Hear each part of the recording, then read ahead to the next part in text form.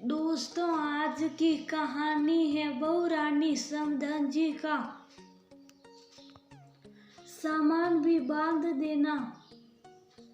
दोस्तों, कहानी शुरू करने से पहले अगर आपने चैनल को सब्सक्राइब नहीं किया हो तो कर लीजिए ताकि आपके पास पहुंच सके हर नया वीडियो।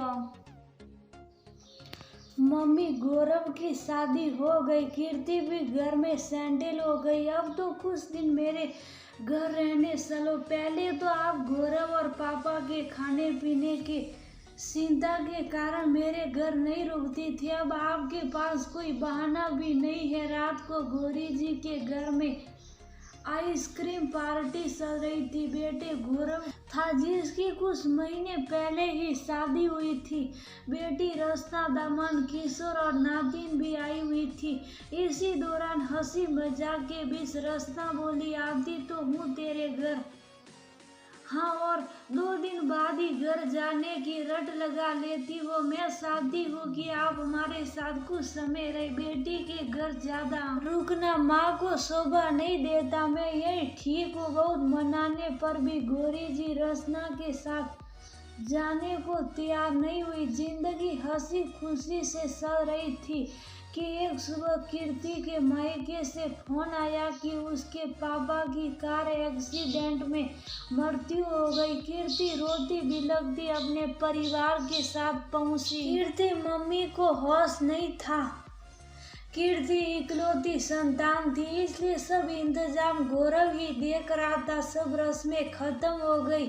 एक एक करके सारे रिश्तेदार चले गए। एक दिन बाद कीर्ति और उसके ससुराल वालों को भी जाना था, लेकिन कीर्ति को अपनी मम्मी की बहुत चिंता हो रही थी कि अब वो अकेली कैसे रहेगी। वो चाहती थी कि उसकी मम्मी उसके साथ चले, पर सासू माँ की बात याद आ जाती।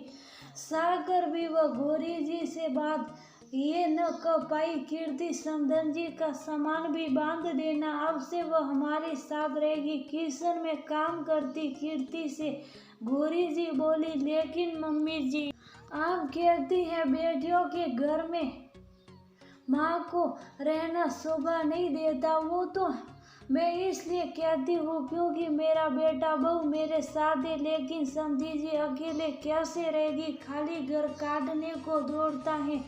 फिर तुम अपने माता पिता की इकलौती संतान हो, इसलिए तुम्हारा फर्ज है कि तुम अपनी माँ की सेवा करो जैसे तुम मेरी बेटी वैसे ही गौरव समधन जी का बेटा। मम्मी जी, आपने मेरी दुविधा दूर कर दी। मैं समझ ही नहीं पा रही थी कि मम्मी के बारे में आपसे कैसे बात करूं।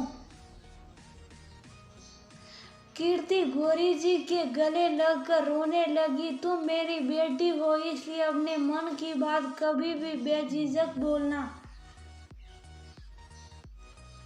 कीर्ति के सिर पर हाथ फेरते हुए बोली, समधन जी, आप जैसी सास पाकर मेरी बेटी के भाग्य खुल गए।